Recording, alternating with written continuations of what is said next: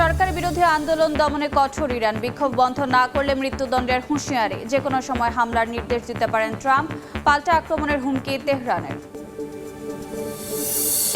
সিরিয়ায় আইএসের লক্ষ্যবস্তুতে ব্যাপক মার্কিন হামলা, 35টির বেশি স্থাপনায় ছোড়া হয় প্রায় 100 ক্ষেপণাস্ত্র। আলেপ্পো থেকে সরে গেছে এসডিএফ, দাবি সরকারি বাহিনীর।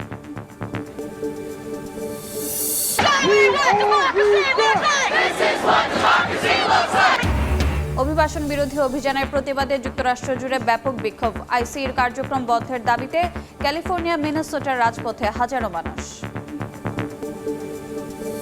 এবং কিয়েভের রাতভর রুশ হামলায় নিহত 4, আহত অন্তত 25, বিদ্যুৎ বিচ্ছিন্ন বহু অ্যাপার্টমেন্ট। ইউক্রেন পুনর্গঠনে $80,000 কোটি চুক্তি করতে যাচ্ছে যুক্তরাষ্ট্র।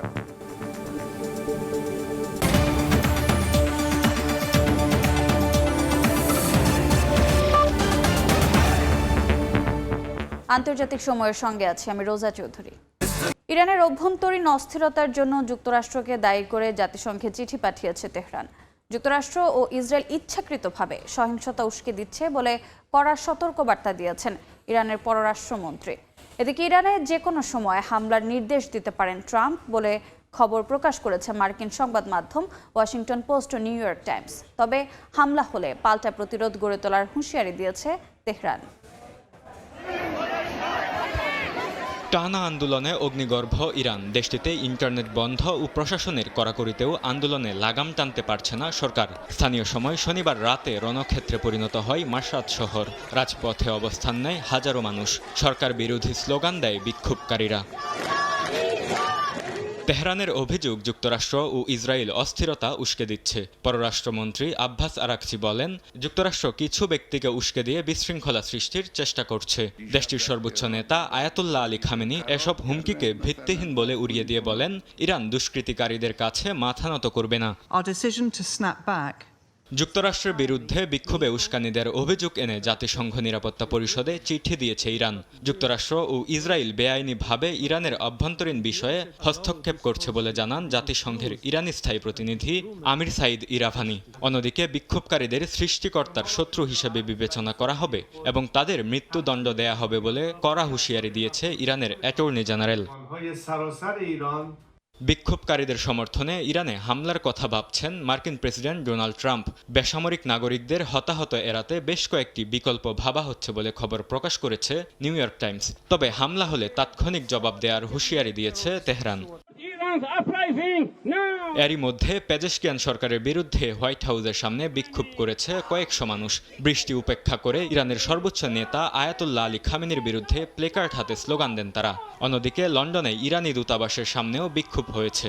এ সময় দূতাবাসের সামনে থেকে ইরানের জাতীয় পতাকা নামিয়ে ফেলে বিক্ষোভকারীরা। বরকতুল্লাহ, সময় সংবাদ। সিরিয়ায় ইসলামিক স্টেটের বিভিন্ন লক্ষ্যবস্তুতে হামলা চালিয়েছে যুক্তরাষ্ট্র। স্থানীয় সময় শনিবার বিষয়টি জানায় মার্কিন সেন্ট্রাল কমান্ড সেন্টকম। 35টির বেশি লক্ষ্যবস্তুতে প্রায় 100 ক্ষেপণাস্ত্র ছোড়া হয় বলে জানানো হয়েছে। প্রেসিডেন্ট ডোনাল্ড ট্রাম্পের নির্দেশে অপারেশন হক আই স্ট্রাইক নামের এ অভিযানে 20টিরও বেশি বিমান ব্যবহার করা হয়। তবে হামলার সঠিক অবস্থান এবং হতাহতের সংখ্যা এখনও জানা যায়নি। সন্ত্রাসবাদের বিরুদ্ধে লড়াই এবং ওই অঞ্চলে মার্কিন বাহিনীকে রক্ষা করতেই এই হামলা চালানো হয় বলে জানিয়েছে সেন্টকম। গত বছরের 13 ডিসেম্বর সিরিয়ায় আইএসের হামলায় 3 মার্কিন সেনা নিহতের পর থেকেই দেশটির বিভিন্ন এলাকায় এ ধরনের অভিযান চলছে।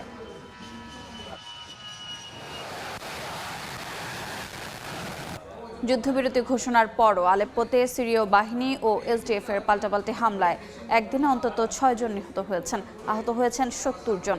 এর মধ্যে শেখ মাকসুদ এলাকায় যুদ্ধবিরতির ঘোষণা দিয়েছে সিরীয় বাহিনী। আত্মসমর্পণের পর এসডিএফ যোদ্ধাদের বাসে করে অন্য জায়গায় পাঠানো হচ্ছে বলেও দাবি করেন তারা।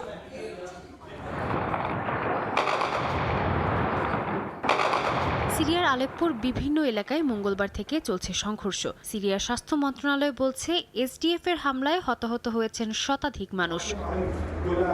তাদের মধ্যে অনেকের অবস্থা আশঙ্কাজনক বলে জানিয়েছে স্বাস্থ্য বিভাগ। যদিও বেসামরিক এলাকায় হামলার অভিযোগ অস্বীকার করেছে কুর্দি নেতৃত্বাধীন সিরিয়ান ডেমোক্রেটিক ফোর্স এসডিএফ। স্থানীয় সময় শনিবার আলেপ্পোয় ড্রোন হামলা চালায় সংগঠনটি। একটি ড্রোন আলেপ্পোর গভর্নরেট ভবনে আঘাত হানে। সিরীয় সেনাবাহিনী বলছে, এসডিএফ ইরানি তৈরি ড্রোন ব্যবহার করছে। পররাষ্ট্র মন্ত্রণালয় এসব হামলাকে সন্ত্রাসী তৎপরতা বলে আখ্যা দিয়েছে। এদিকে শেখ মাকসুদ এলাকায় সামরিক অভিযান স্থগিতের ঘোষণা দেয় সিরীয় বাহিনী। শনিবার বিকেল ৩টা থেকে যুদ্ধবিরতি কার্যকর হয়। সরকারি বাহিনী জানায় পরিস্থিতি ধীরে ধীরে নিয়ন্ত্রণে আনা হচ্ছে। সরকারি সূত্র বলছে শেখ মাকসুদে বহু এসডিএফ যোদ্ধা আত্মসমর্পণ করেছে। তাদের বাসে করে সিরিয়ার উত্তর পূর্বাঞ্চলের তাবকা শহরে পাঠানো হয়েছে। একই সঙ্গে কিছু বেসামরিক পরিবারকেও এলাকা ছাড়তে দেয়া হয়। তবে এসডিএফ এই দাবি প্রত্যাখ্যান করেছে। তাদের বক্তব্য, বাসে করে যাদের নেওয়া হচ্ছে তারা যোদ্ধা নন, তারা জোরপূর্বক বাস্তুচ্যুত বেসামরিক মানুষ। এখনো কিছু এলাকায় বিচ্ছিন্নভাবে লড়াই চলছে বলে জানায় সরকার। এই পরিস্থিতিতে যুক্তরাষ্ট্র উদ্বেগ প্রকাশ করেছে। মার্কিন বিশেষ দূত টম ব্যারাক সংঘর্ষ বন্ধের আহ্বান জানান। তিনি বলেন, সহিংসতার সমন্বয় চুক্তিকে ঝুঁকির মুখে ফেলছে। মার্কিন পররাষ্ট্রমন্ত্রী দফতর সংলাপ সহজ করতে প্রস্তুত বলেও জানান তিনি। এর আগে মার্চে এসডিএফকে রাষ্ট্রীয় কাঠামোয় অন্তর্ভুক্তির চুক্তি হয়েছিল। সরকার বলছে সেই চুক্তির শর্ত এখনো মানা হয়নি। আলেপ্পোর গভর্নরের দাবি, এসডিএফ চুক্তি অনুযায়ী এলাকা ছাড়েনি, বরং ওই এলাকাকে হামলার ঘাঁটি হিসেবে ব্যবহার করা হয়েছে। সরকার নিয়ন্ত্রণ পুনঃপ্রতিষ্ঠার চেষ্টা করছে বলে জানান তিনি। সাদিয়া তাসনিম, সময় সংবাদ। গাজার প্রশাসনিক ক্ষমতা ছেড়ে যুদ্ধবিরতির দ্বিতীয় ধাপে যেতে প্রস্তুত বলে জানিয়েছে ফিলিস্তিনের স্বাধীনতাকামী সংগঠন হামাস। এর মধ্যেও চলছে ইসরায়েলি হামলা। স্থানীয় সময় শনিবার নেতানিয়াহু বাহিনীর হামলায় অন্তত ৩ ফিলিস্তিনি নিহত হন।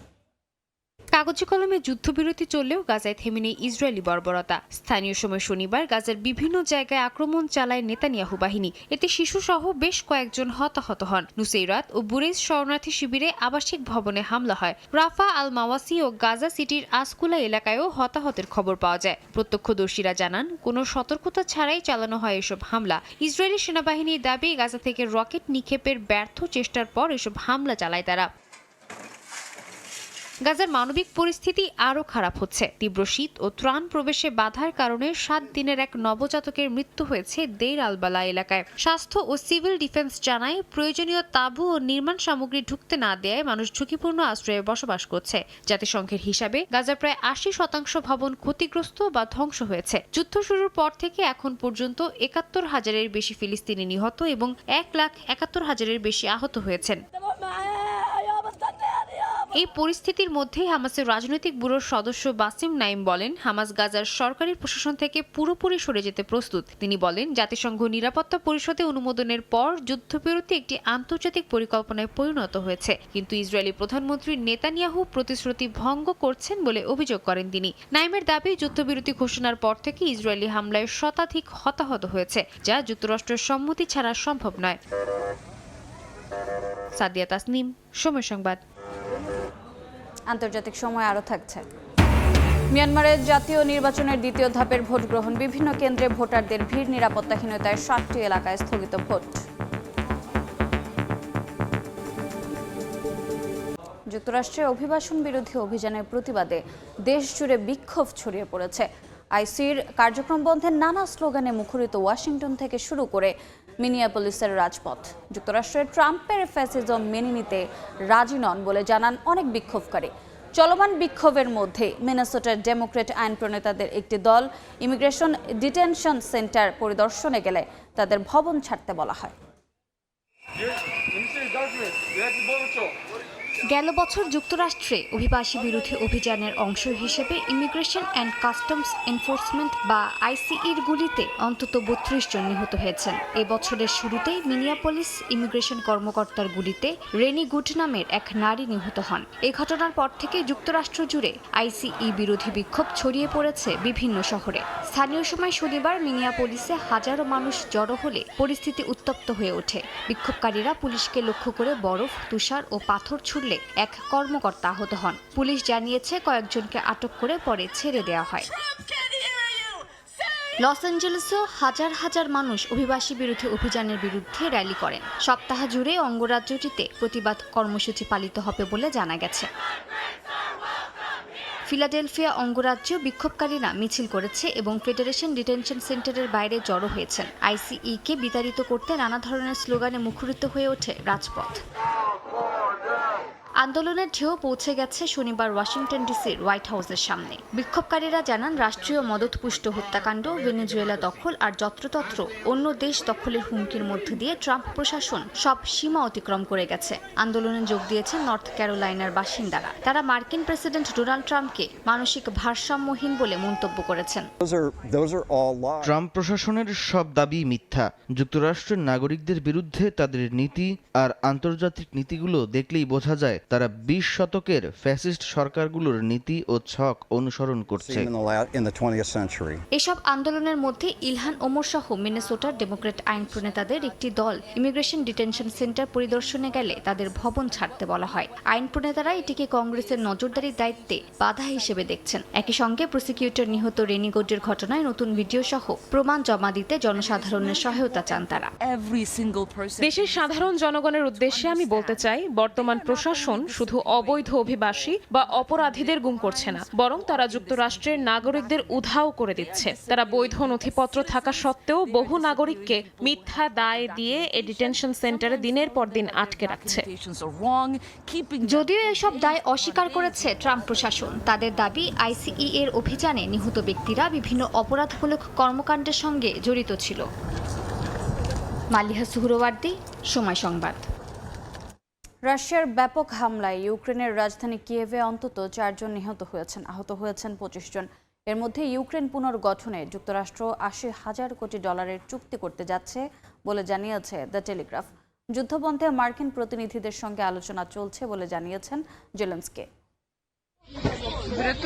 স্থানীয় সময় বৃহস্পতিবার রাতে কিয়েভে চালানো রুশ হামলায় বাড়ছে হতাহতের সংখ্যা। এছাড়াও হামলায় কিয়েভের হাজারো ফ্ল্যাট, তাপ, বিদ্যুৎ ও পানি বিচ্ছিন্ন হয়ে পড়েছে। এর মধ্যে তাপমাত্রা নেমে গেছে -10 ডিগ্রিতে। জানানো হয়েছে নাগরিকদের সাময়িকভাবে শহর ছাড়ার আহ্বান। এদিকে ইউক্রেনের দক্ষিণাঞ্চলের খেরসনের একটি হাসপাতালেও গোলাবর্ষণ হয়। হামলার নিন্দা জানিয়েছে বিশ্ব স্বাস্থ্য সংস্থা। রুশ হামলায় জাপোরিজিয়া পারমাণবিক বিদ্যুৎ কেন্দ্রের লাইনও ক্ষতিগ্রস্ত হয়। এই পরিস্থিতির মধ্যে সাময়িক যুদ্ধবিরতির উদ্যোগ নিচ্ছে আইএইএ, আর কূটনৈতিক যোগাযোগ জোরদার হয়েছে ইউক্রেন ও যুক্তরাষ্ট্রের মধ্যে। ভলোদিমির জেলেনস্কি জানিয়েছেন প্রায় প্রতিদিনই মার্কিন প্রতিনিধিদের সঙ্গে কথা হচ্ছে। তিনি জানান ইউক্রেনের প্রধান আলোচক রুস্তেম ওমেরভ যুক্তরাষ্ট্রের কর্মকর্তাদের সঙ্গে আলোচনা করছেন। যুদ্ধের পূর্ণ দায় রাশিয়ার উপর চাপিয়ে তিনি বলেন ইউক্রেন কূটনীতির পথে বাধা হবে না। এর মধ্যে ইউক্রেন পুনর্গঠনে বড় চুক্তির প্রস্তুতির খবর প্রকাশ করেছে দ্য টেলিগ্রাফ। প্রতিবেদন অনুযায়ী ওয়াশিংটন ও কিয়েভ $800 বিলিয়ন একটি চুক্তি করতে যাচ্ছে। চুক্তিটি এই মাসের শেষ দিকে দাভোসে বিশ্ব অর্থনৈতিক ফোরামের সই হতে পারে। চুক্তির ভিত্তি হিসেবে রয়েছে ইউক্রেনের বিরল খনিজ সম্পদের লেনদেন। তবে এতে ইউক্রেনের দীর্ঘদিনের চাওয়া নিরাপত্তা নিশ্চয়তার উল্লেখ নেই। মার্কিন প্রেসিডেন্ট ডোনাল্ড ট্রাম্প বলেন এই চুক্তির মাধ্যমে যুক্তরাষ্ট্র তার অর্থ ফেরত চায়। মার্কিন বিশেষ দূত স্টিভ উইটকফ এই চুক্তিকে যুদ্ধবিরতির প্যাকেজের গুরুত্বপূর্ণ অংশ হিসেবে দাবি করছেন। এদিকে কিয়েভের ওপর সাম্প্রতিক হামলাকে ঘিরে ইউরোপীয় দেশগুলোর সমালোচনা করেন মার্কিন প্রেসিডেন্ট ডোনাল্ড ট্রাম্প। তিনি বলেন পুতিন ইউরোপকে ভয় পান না। তার দাবি রাশিয়া কেবল যুক্তরাষ্ট্রকেই ভয় পায়। যুদ্ধ বন্ধে পুতিনকে আটক করার পরিকল্পনা আছে কিনা এমন প্রশ্নের জবাবে ট্রাম্প বলেন এর কোনো প্রয়োজনীয়তা দেখছেন না তিনি। সাদিয়া তাসনিম, সময় সংবাদ। আন্তর্জাতিক সময় আরও থাকছে। 2026 সালের হজ সামনে রেখে উমরাহের শেষ তারিখ ঘোষণা। 19 মার্চ পর্যন্ত চলবে ভিসা ইস্যু। 2 এপ্রিলের মধ্যে সৌদি আরবে প্রবেশের নির্দেশনা। মিয়ানমারে জাতীয় নির্বাচনের দ্বিতীয় ধাপের ভোট গ্রহণ চলছে। রোববার স্থানীয় সময় সকাল থেকে বিভিন্ন কেন্দ্রে ভিড় করেন ভোটাররা। স্থানীয় গণমাধ্যমের তথ্য বলছে এই ধাপে 100টি প্রশাসনিক এলাকায় নির্বাচন হচ্ছে। এর মধ্যে মান্দালয়, বাগো, মাগুয়ে, সাগাইংয়ের মতো সংঘাতপূর্ণ এলাকাও আছে। তবে নিরাপত্তাজনিত কারণে 7টি এলাকায় ভোট স্থগিত রাখা হয়েছে। বিভিন্ন স্থানে বিদ্রোহীদের সঙ্গে জান্তা সেনাদের সংঘাত অব্যাহত থাকায় কেন্দ্রগুলোতে বাড়তি নিরাপত্তার ব্যবস্থা করা হয়েছে। এর আগে গেল 28 ডিসেম্বর প্রথম ধাপের ভোটে নিম্নকক্ষের 102 আসনের মধ্যে 90টিতে জয় পায় সেনা সমর্থিত union solidarity and development party. ওই ধাপে ভোটার উপস্থিতি ছিল 52.13%। আগামী 25 জানুয়ারি দেশটিতে তৃতীয় ধাপের ভোট হওয়ার কথা রয়েছে। 2026 সালের হজ সামনে রেখে উমরাহ যাত্রীদের জন্য চূড়ান্ত সময়সীমা ঘোষণা করেছে সৌদি আরব। রিয়াদ কর্তৃপক্ষ জানিয়েছে আগামী 19 মার্চ 2026 পর্যন্ত উমরাহ ভিসা ইস্যু করা হবে। উমরাহ পালনকারীদের 2 এপ্রিলের মধ্যে প্রবেশ করতে হবে সৌদি আরবে। আরিফুর রহমানের রিপোর্টে বিস্তারিত। মুসলিম বিশ্বের সবচেয়ে বড় ধর্মীয় উৎসব পবিত্র হজ মৌসুমকে সামনে রেখে 2026 সালের ওমরা যাত্রার চূড়ান্ত সময়সীমা ঘোষণা করেছে সৌদি আরব। সৌদি কর্তৃপক্ষ জানিয়েছে আগামী 19 মার্চ 2026 পর্যন্ত ওমরাহ ভিসা ইস্যু করা হবে। নতুন নির্দেশনা অনুযায়ী ওমরা পালনকারীদের 2 এপ্রিলের মধ্যে সৌদি আরবে প্রবেশ করতে হবে। একই সঙ্গে 18 এপ্রিলের মধ্যে সৌদি আরব ত্যাগ করা বাধ্যতামূলক করা হয়েছে। নির্ধারিত সময়ের বাইরে অবস্থান বা ভিসার মেয়াদ বাড়ানোর কোনো সুযোগ থাকবে না। সৌদি সরকারের পক্ষ থেকে বলা হয়েছে হজের প্রস্তুতি নির্বিঘ্ন করতে এবং নির্ধারিত সময়ের আগেই মক্কা নগরী খালি করার লক্ষ্যেই এই কঠোর সিদ্ধান্ত নেওয়া হয়েছে। নিয়ম অমান্য করলে আইনগত ব্যবস্থা নেওয়ার কথাও জানিয়েছে কর্তৃপক্ষ। হজ মৌসুম শেষ হওয়ার পর আগামী জুন মাসের মাঝামাঝি সময়ে নতুন করে ওমরা মৌসুম শুরু হতে পারে বলে ধারণা করা হচ্ছে। এদিকে ওমরা করতে আগ্রহী মুসল্লিদের নির্ধারিত সময়সূচি মেনে আগেভাগে ভ্রমণ পরিকল্পনা করার আহ্বান জানিয়েছে সংশ্লিষ্ট কর্তৃপক্ষ। আরিফুর রহমান, সময় সংবাদ, সৌদি আরব। যুক্তরাষ্ট্রের মিসিসিপি অঙ্গরাজ্যে আলাদা বন্দুক হামলায় শিশুসহ অন্তত 6 জন নিহত হয়েছেন। স্থানীয় সময় শুক্রবার রাতে মিসিসিপির পূর্বাঞ্চলে অ্যালাবামা সীমান্তের কাছাকাছি আলাদা 3টি স্থানে এলোপাতাড়ি গুলি করে এক বন্দুকধারী। এ ঘটনায় সন্দেহভাজন একজনকে আটক করা হয়েছে। তাকে জিজ্ঞাসাবাদ করছে পুলিশ, তবে তার পরিচয় প্রকাশ করা হয়নি। জানা যায়নি হামলার কারণ। তদন্ত শুরু করেছে স্থানীয় প্রশাসন।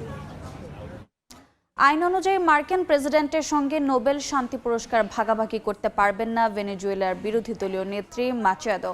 নরওয়েজিয়ান নোবেল ইনস্টিটিউট জানায়, শান্তি পুরস্কার একবার ঘোষণা করা হলে তা পরিবর্তন বা অন্য কাউকে দেয়া যায় না। এই সিদ্ধান্ত স্থায়ী ও অপরিবর্তনীয়। 2025 সালের নোবেল শান্তি পুরস্কার ডোনাল্ড ট্রাম্পকে দিতে চান বলে সম্প্রতি এক সাক্ষাৎকারে বলেন ভেনেজুয়েলার বিরোধী দলীয় নেত্রী। এরপরই বিষয়টি নিয়ে মন্তব্য করল নরওয়েজিয়ান নোবেল কমিটি। ভয়াবহ তুষারপাতে বিপর্যস্ত রাশিয়া ইউক্রেন। স্থানীয় সময় বৃহস্পতিবার রাত থেকে রাশিয়ায় ভারী তুষারপাত শুরু হয়। এতে কিছু এলাকা 50 থেকে 65 সেন্টিমিটার পুরো তুষারের স্তর জমা পড়ে। এদিকে তুষারপাতে নাকাল ইউক্রেনের বাসিন্দারাও। রুশ হামলায় রাজধানী কিয়েভের হাজার হাজার বাড়িতে হিটিং সিস্টেম বন্ধ হয়ে চরম বিপর্যয়ের মুখে পড়েছে বাসিন্দারা। স্কটল্যান্ডের কিছু এলাকায় জারি করা হয়েছে সতর্কবার্তা। শুভ্র তুষারে ঢেকে গেছে রাশিয়ার রাজধানী মস্কো। স্থানীয় সময় বৃহস্পতিবার রাত থেকে দেশটিতে ভারী তুষারপাত শুরু হয়। এতে কিছু এলাকা 50 থেকে 65 সেন্টিমিটার পুরো তুষারে ঢেকে যায়। ভারী তুষারপাতের কারণে রিং রোড ও ওভারপাসগুলোতে মারাত্মকভাবে ব্যাহত হয় যান চলাচল। এমন পরিস্থিতিতে বাসিন্দাদের সাবওয়ে ব্যবহারের পরামর্শ দিয়েছে নগর কর্তৃপক্ষ। সড়কের পাশাপাশি বিমান ও রেল চলাচলে বড় ধরনের ব্যাঘাত সৃষ্টি হয়েছে। শুক্রবার থেকে 450টিরও বেশি ফ্লাইট বিলম্বিত এবং বাতিল করা হয়। শহরে ট্রেন চলাচল নিরাপদ ও স্বাভাবিক রাখতে তুষার অপসারণ কার্যক্রম জোরদার করেছে রেল পরিবহন সংস্থা। তুষারপাতে নাকাল প্রতিবেশী দেশ ইউক্রেনও। বৈরী আবহাওয়ার কারণে সড়কে যান চলাচল মারাত্মকভাবে ব্যাহত হচ্ছে। এর মধ্যেই শুক্রবার রাশিয়ার ভয়াবহ হামলায় রাজধানী কিয়েভে হাজার হাজার বাড়িতে হিটিং সিস্টেম বন্ধ হয়ে চরম বিপর্যয়ের মুখে পড়েছেন বাসিন্দারা। আবহাওয়ার পূর্বাভাস অনুযায়ী আগামী কয়েকদিন দেশটির তাপমাত্রা আরও কমে যেতে পারে বলে জানানো হয়েছে। এমন অবস্থায় বাসিন্দাদের রাজধানী ছেড়ে বিদ্যুৎ ও গরমের ব্যবস্থা আছে এমন এলাকায় চলে যাওয়ার পরামর্শ দিয়েছে কর্তৃপক্ষ। তুষারঝড় ও সড়কে বরফ জমে যাওয়ায় অনেক এলাকায় ভারী যানবাহন চলাচল সাময়িকভাবে বন্ধ রাখা হয়েছে। দেরিতে ছাড়ছে ট্রেনও। তীব্র তুষারপাতের কারণে স্কটল্যান্ডের কিছু এলাকায় সতর্কতা জারি করা হয়েছে, যা রোববার পর্যন্ত কার্যকর থাকবে। অনেক এলাকায় বন্ধ রাখা হয়েছে শিক্ষা প্রতিষ্ঠান। তুষারপাতের কারণে ইনভারসেন উইক রেল লাইনের পাশাপাশি বেশ কয়েকটি সড়ক বন্ধ রাখা হয়। আগামী দিনে আরও তুষারপাত ও ঠান্ডা আবহাওয়ার পূর্বাভাস দিয়েছে দেশটির আবহাওয়া বিভাগ। নাসরিন রুমি, সময় সংবাদ। আন্তর্জাতিক সময়ের শীর্ষ সংবাদগুলো জানিয়ে দিচ্ছে আরেকবার। সরকার বিরোধী আন্দোলন দমনে কঠোর ইরান। বিক্ষোভ বন্ধ না করলে মৃত্যুদণ্ডের হুঁশিয়ারি। যে কোনো সময় হামলার নির্দেশ দিতে পারেন ট্রাম্প। পাল্টা আক্রমণের হুমকি তেহরানের। সিরিয়ায় আইএসের লক্ষ্যবস্তুতে ব্যাপক মার্কিন হামলা। 35টির বেশি স্থাপনায় ছোড়া হয় প্রায় 100 ক্ষেপণাস্ত্র। আলেপ্পো থেকে সরে গেছে এসডিএফ, দাবি সরকারি বাহিনীর।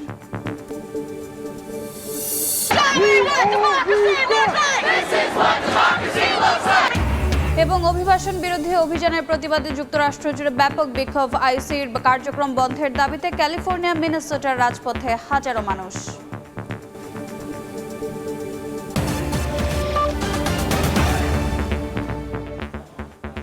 এ ছিল আন্তর্জাতিক সময়। এরপর বিকেল 5টায় থাকবে নির্বাচন নিয়ে আমাদের বিশেষ আয়োজন, নির্বাচনের পথ চলা। সঙ্গে থাকুন সময়ের।